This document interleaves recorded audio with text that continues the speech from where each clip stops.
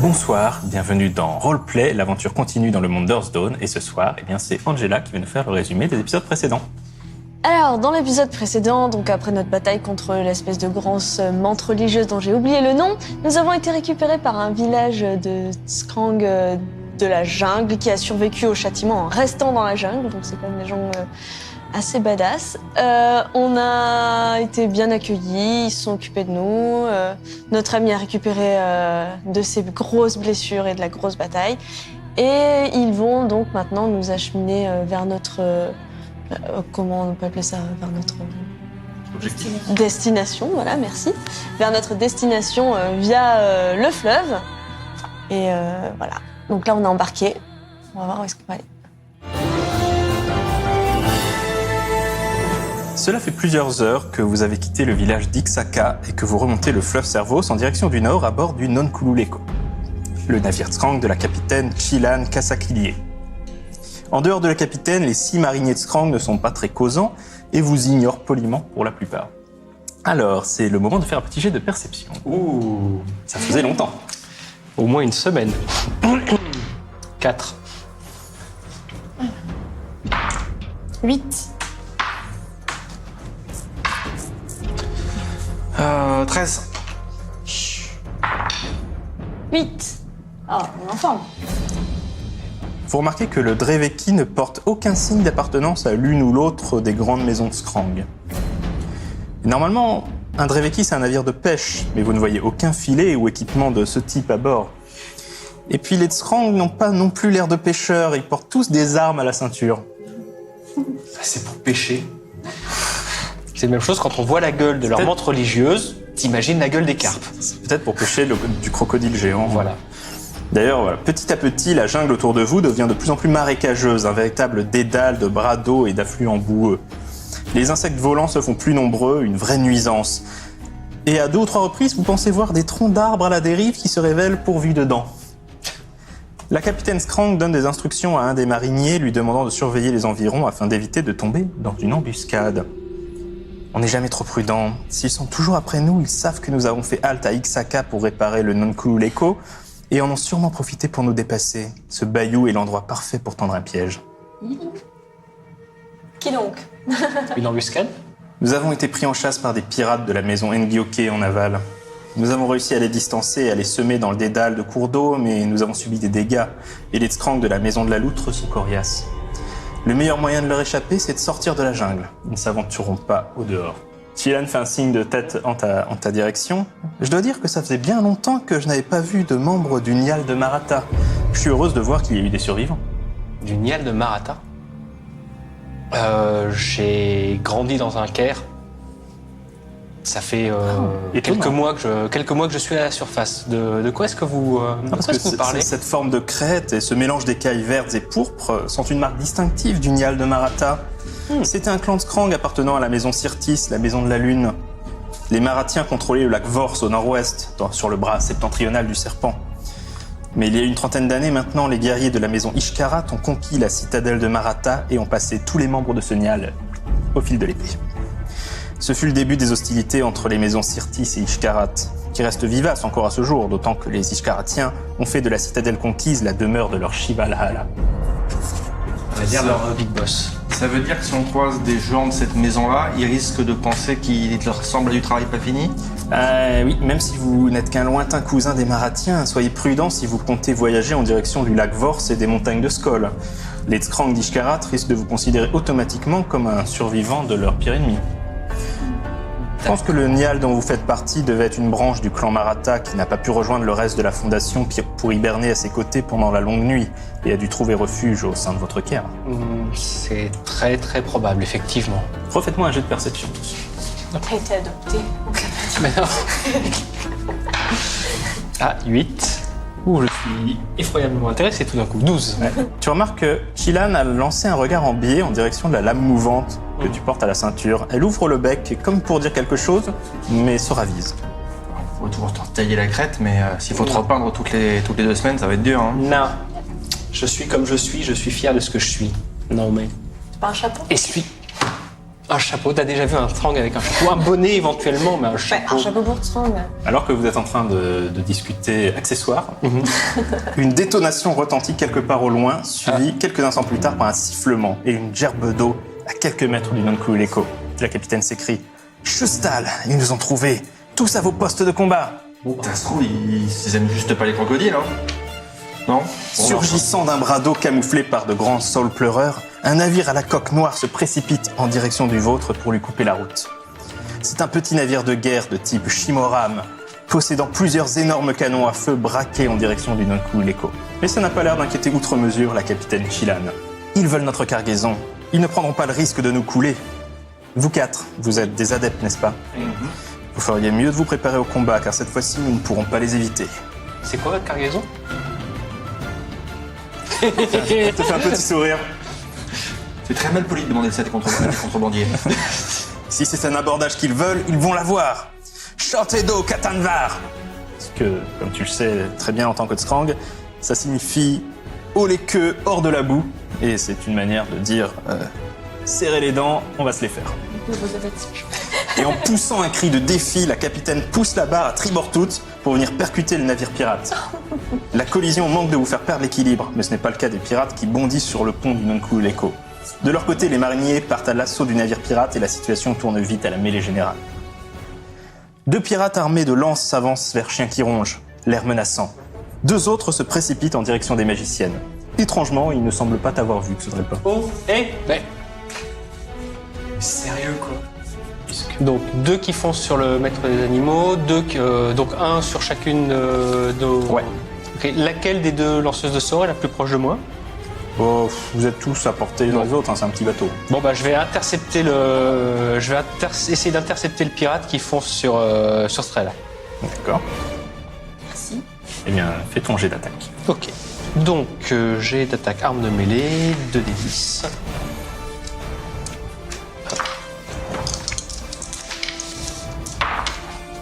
10. Tu passes, enfin tu touches. Ok. Et donc, des 10. Ah oui, donc j'étraîne ma lame. Tout à fait. Ma lame mouvante. Donc, des 10, des 8 pour les dégâts. Oh, 14 points de dégâts. Donc son armure physique en absorbe 4, mais du coup c'est suffisant pour lui infliger une blessure grave. Voilà. Et bon, je le percute, je tranche, je le bascule. Il ouvre le bec, sauf qu'aucun son n'en sort. Ils se battent en fait dans un silence glaçant. Même blessés, ils ne crient pas, ils ne gémissent pas. Il y a du sang qui coule, il est vivant. Oui, d'accord. Ils sont vivants. C'est juste, Et là tu remarques qu'ils ont tous une sorte de bande en métal, peut-être en argent autour du cou. D'accord. Un collier anti-jappement. C'est à toi, Frela, du coup. Tu as quand même eu beaucoup de surprises dans son regard quand il l'a attaqué. Vraiment, il t'avait pas vu du tout. Ok. Incroyable. Bon, j'ai jeté des dards de cristal, hein, parce que c'est un petit peu ma marque de fabrique. Est-ce que ça vaut la peine que j'attaque celui qui est le plus près de moi ou Bah, tu peux essayer de l'achever, à la rigueur. J'essaie de l'achever. te faire attaquer. Voilà, j'essaie de l'achever. Alors. Tu relances le 10. 17, 19. Très bien, donc tu franchis sa défense magique et tu vas avoir plus 4 à tes dégâts.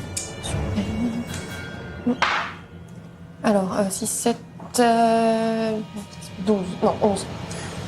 Bien, son armure mystique absorbe 1 point, mais c'est suffisamment de dégâts pour lui infliger une autre blessure grave et il bascule par-dessus bord, tombe dans l'espace entre les deux navires. Très bien.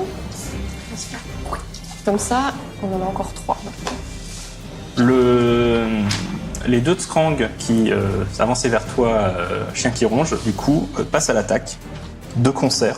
Rappelle-moi de ta défense physique. 7. Donc, il y en a un qui touche.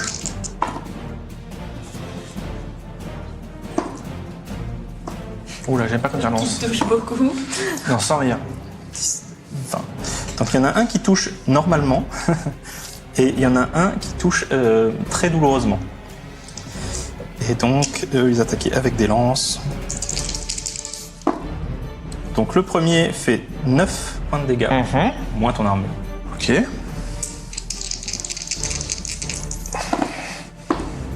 Et le deuxième, qui de toute évidence est dans un bon jour, fait 21 points de dégâts. Tu viens de te faire chiche kebaber par... Je viens de me prendre une blessure grave, mais alors en beauté, et je suis déjà pas loin de la... Pas loin de l'inconscience. Ah bah on est bien. Et du coup, il y en a un qui a sorti une sorte de petit coutelas et qui arrive sur toi, Angela, enfin Amar. Il fait 10. C'est quoi ta défense physique? C'est 7. Donc il passe et il fait 5 dégâts, moins ton arme. Ah oui, c'est vrai. C'est donc à toi, Amar. Ok, bon, bah moi, ce que j'avais prévu, c'était de faire donc un dard spectral sur mon premier assaillant, parce que c'est lui que j'ai vu en premier. Donc, je tente une petite incantation. Et je fais 3. En fait, l'autre qui s'est jeté sur moi, ça m'a... Ouais. J'avais pas prévu. Ouais. Hein? Il a foiré mon incantation. Ouais. Des 8, 3. Malheureusement, tu ne touches pas. Et bien toi, tu as une lance plantée dans le côté, hein, et une autre qui t'a un peu égratigné. Je pense que je dois être passablement en rogne, donc... Hop, on est à 10. 14. Donc tu franchis la défense physique. Petit bonus ou pas? Non. 8 points de dégâts. Et donc tu lui infliges 4. C'est à nouveau à toi, que ça devrait pas. Oui, bah, je pense qu'on va peut-être voler au secours de chiens qui ronflent. Alors là par contre, maintenant ils savent que tu es là, ils ont marqué ta présence. Ah, ça y est, ils s'en sont aperçus. Bon, c'est étrange. Donc je mélange, je vais essayer d'en percuter un, de le taillader, de le repousser. De préférence celui qui a fait la meilleure attaque. Bon, lui, ok, c'est le danger, on va essayer de le pousser, de le sortir de là. Ah, donc 13 et je relance un 10. 21. D'accord, donc tu as plus 4 à tes dégâts. Plus 4, ok. 9, 14, 18 points de dégâts. Eh bien, tu plantes ton épée, tu lui infliges une blessure grave. Une bonne chose de faite. Moi aussi, je vais attaquer les 2 lanciers qui assaillent chien qui ronge, pour éviter qu'ils... Toujours à base de dards de cristal. À base de dards de cristal, ça fonctionne bien pour l'instant. 8. Alors tu passes à défense magique, donc tu fais tes dégâts. Et tu n'as pas de bonus particulier par contre. Sur le même que moi, Oui. il me semble aller rapidement. 10. Et tu lui infliges une blessure grave. Et comme pour le précédent, eh bien, c'est suffisant pour le repousser en arrière. Tombe dans l'eau. Il tombe pas dans l'eau, par contre il lâche sa lance. Il roule sur le pont un peu plus loin. Toujours dans un silence glaçant. Alors, du coup, il y en a un qui est toujours en train d'essayer de picoter chien qui ronge. Donc il fait 9 à son jet d'attaque. Ça passe.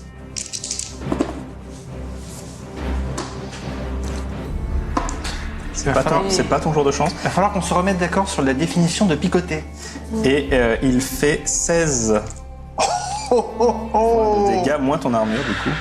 Alors, autant dire que je m'effondre comme un énorme grottat, sauf qu'en plus j'ai les petites barrettes de barbecue qui dépassent. Mais oui, là je suis totalement inconscient là. Là, 34 points de dégâts. Chao jaillit de ton épaule, saute sur la tête du Skrang et commence à lui griffer les yeux. Et à le mordre à tout ce qui dépasse. Petite chance. C'est à toi. Ah non, parce qu'il y en a un autre qui attaque. Pardon, j'oubliais. C'est à moi. Eh ben non. Celui qui, du coup, s'en prend à toi avec son coutelas. Donc, il fait 14 à son jet Bon, bah là, c'est bon. d'attaque. Ils sont De efficaces. combien il dépasse ton... Je suis à 7. Donc, voilà, il a plus 2 à ses dégâts. Ah non, mais je vais être inconsciente là. Mais qu'est-ce que tu fais de cette Et tu tombes dans l'inconscience. Donc de ce côté-là, vous êtes tous les deux inconscients. Tu viens de te faire violemment agresser par un Skrang qui t'a mis... Je suis pas très efficace ce soir. Qui t'a dégommé. Heureusement, la capitaine Skrang de son côté, ça a fini de s'occuper du sien, donc elle arrive pour un petit peu vous en dégager un du museau. A priori, donc là, il nous en restait un. Il nous en restait Tu vois, il y en a un qui était sur chien qui ronge, l'autre qui était sur. Ah oui. Ah oui, sauf que vous êtes tous les deux. Tous les deux aussi. Donc c'est surtout qu'ils vont être là. Un des Ouais, vôtres, on a- donc il en reste 2 là. Oui, c'est ça. Donc, si ça se trouve, ouais, la capitaine vient au secours d'Amar, je suppose. Oui, oui. Comme elle a un sabre, elle va plutôt fighter celui qui a un coutelas. Donc, on va essayer, on va éviter qu'il attaque quelqu'un d'autre. Oui. On Donc va- il achève nos amis. Ouais. Ça doit pas être un combat très spectaculaire quand même. Pourquoi? 2 dans Oula. l'inconscience. Hein, Mince, 5 sur le jet d'attaque. Ah, voilà, pour le compte, j'ai raté mon coup. Il évite ton attaque. Voilà pourquoi ça doit pas être Moi, très je relance des dards de cristal et je rajoute un dé de karma. Bien. Alors, 10, 14, Tu as plus 2 à tes dégâts. 7 et 6, 13, 15 points. Ok, tu attaquais lequel là? Celui qui était sur chien qui ronge. D'accord, donc tu le vrilles de dard de cristal, tu lui infliges des dégâts considérables, des blessures graves, et lui passe par-dessus bord et tombe à son tour dans le fleuve boueux en contrebas. Va te faire manger par les crocodiles, sale race. Pardon. Non, mais c'est bon, ça va. Je prends pas ça comme une insulte sur tous les 30. Non, c'est... Enfin, voilà, c'est... C'est alors qu'un pirate mieux armé que les autres, probablement le capitaine, s'avance et pointe son sabre barbelé dans ta direction, Xeudrelpa. Il t'a vu manier ta lame mouvante et même s'il ne parle pas, il parvient par sa gestuelle à te faire comprendre qu'il te lance un défi pour la possession de cette arme magique. Je le foudroie du regard, je le méprise. Eh bien, Tu vas-y, n'es pas digne de cette lame, elle te brûlerait les doigts. fais ton jet d'attaque. Tu me sens le double 1. J'aime quand on me soutient comme ça fait trop plaisir. L'écoute pas, il dort. 11. Donc tu franchis sa défense. Donc, un dégât. Ah, te voilà. Donc, des 10, des 8 au dégâts, 8 points de dégâts, il meurt. Tu le blesses, pas assez pour lui infliger une blessure grave. Tu m'étonnes. Lui, il fait un petit saut périlleux suivi d'une attaque acrobatique. Il fait 6. 6. Ouais. Ah, j'ai 10 en défense physique. J'esquive l'évites. avec grâce. Tu l'évites et c'est à nouveau à toi. Hop là. 10. Tu touches, 10 points de dégâts. tu lui infliges une blessure grave. C'est... Julien, va lancer 20 fois TD, s'il te plaît. J'aimerais bien, mais on s'y emploie. Ça a l'air facile quand il le fait. Donc il tente aussi de te donner un coup, mais Ouais. il fait 9. Donc à nouveau, hop, une petite danse. Ouais. Tu parviens même à lui donner un petit fouettage avec ta queue dans le museau. T'as la confiance, hein. Ça, à nouveau à toi. Il faut. Tous les deux partir en train de saigner de l'admirer. C'est... Pendant ce temps-là, la capitaine Strang vient d'achever celui avec qui elle se battait. hein. Non, excusez-moi, j'essaye d'impressionner une capitaine Strang. Moi, je vais C'est tout, éponger voilà. sans qu'il Eh oui, qu'est-ce que Tu vas finir par la faire, ta cotérisation. De toute façon, là, ils sont inconscients, ils peuvent rien dire. Allez, on y retourne. Ah, 7. Ah, là, il t'évite. Ah bah faut bien. Oui, il a le droit. Mais à nouveau, sa contre-attaque, tu glisses. Pour l'instant, tu as 2 touches. Et lui, aucune. Allez, Tu sens même s'il parle pas, tu sens une certaine frustration, une colère qui monte dans ses yeux. je lui fais des petits sourires condescendants parfois. T'as trop la confiance là, fais attention. Non, mais l'idée, c'est de le déstabiliser. J'ai t'aider. Bah voilà. 14. Tu franchis sa défense physique. Donc, 2 points de dégâts. Picou. Là, ça ne suffit pas à franchir son armure. Oui.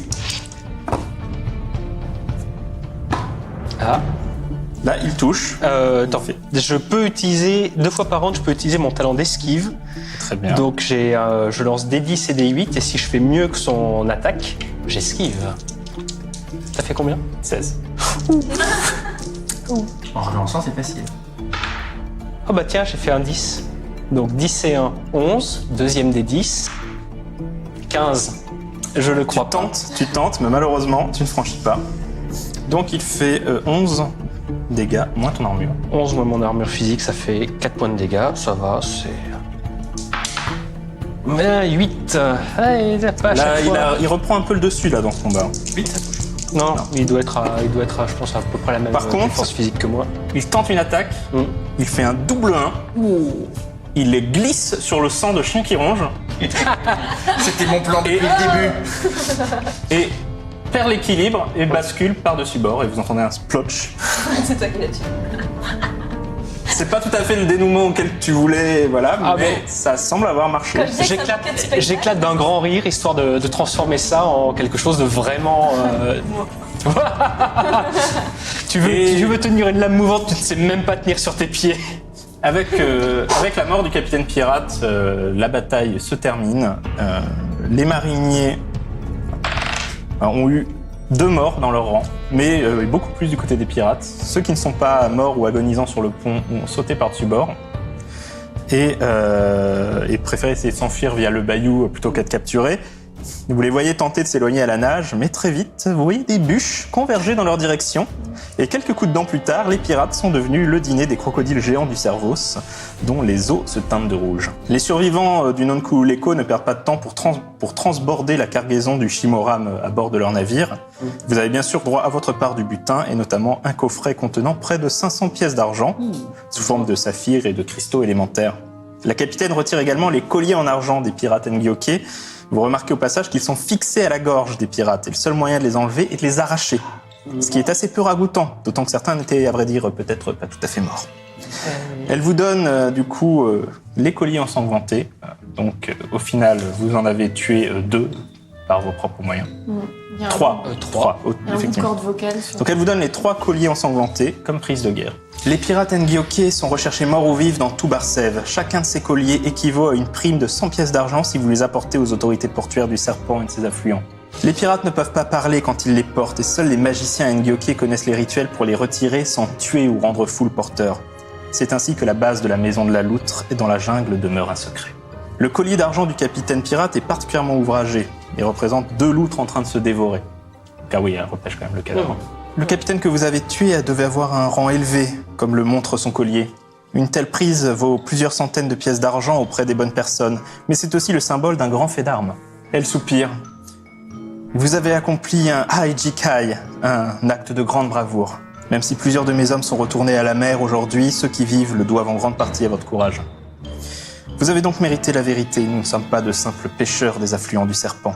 Nous sommes des contrebandiers, des pirates de la maison Tekambras, la maison des eaux vives. Quelle surprise. Elle se tourne vers toi, Xodrel pas, et pointe la lame mouvante du doigt. J'ai immédiatement reconnu la lame que tu brandis, qui était portée par un grand capitaine de notre maison, bien avant la longue nuit. Mais j'ai vu aujourd'hui qu'elle est entre de bonnes mains, et que tu y feras honneur. Sache qu'elle porte le nom de Vague Sanglante. Le reste de son histoire, en revanche, tu devras le découvrir par toi-même. Et la suite au prochain épisode.